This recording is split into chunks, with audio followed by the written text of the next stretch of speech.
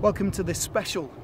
video blog in which I want to talk about and reflect on the 50th anniversary of the Six-Day War, which we'll be marking from Sunday, June the 5th.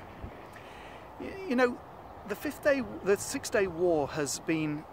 a controversial issue, and I think that's because of everything that's happened since the end of the war. It's 50 years on, and it's become a major political issue, with discussions about Israel's occupation of the West Bank and the Golan, with issues about Jerusalem and so on. But we've been planning for the anniversary of the Six-Day War for a long time, and what we've tried to do is to recognise that whilst people have different views about the Six-Day War and its impact and its aftermath, there are a number of things that we can all agree on.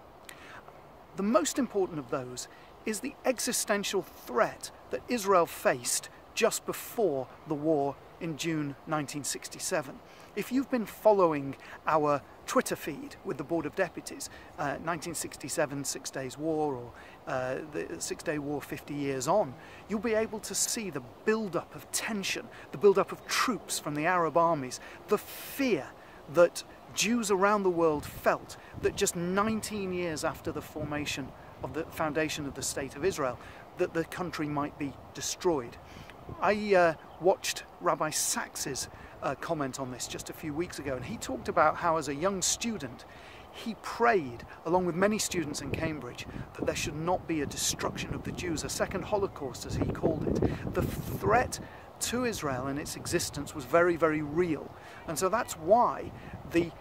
output of the Six-Day War, where Israel was able to defeat its enemies, push them back, give itself borders that were defensible, was a tremendous achievement. And I think that what the Six-Day War also did was got rid of that idea that the Israelis were somehow the weak underdogs. It established Israel as a country that was able to defend itself.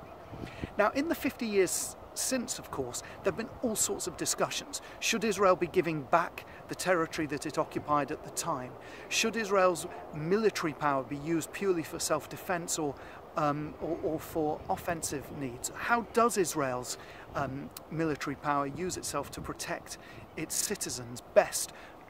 in the light of the threats that it faces around it? But as we mark this 50th anniversary of the Six-Day War, it's important, in my view, that we give thanks for the victory that Israel was able to secure, to the fact that it was able to eliminate the threat that it faced, and to look forward now, along with our government, along with governments around the world, that in this 50th anniversary of the Six-Day War, all sides should redouble their efforts to ensure that there should be a just and lasting peace based on two states for two peoples, and that the parties should sit down quickly to start direct negotiations to those purposes. So while we look forward to the anniversary of the Six-Day War, let us pray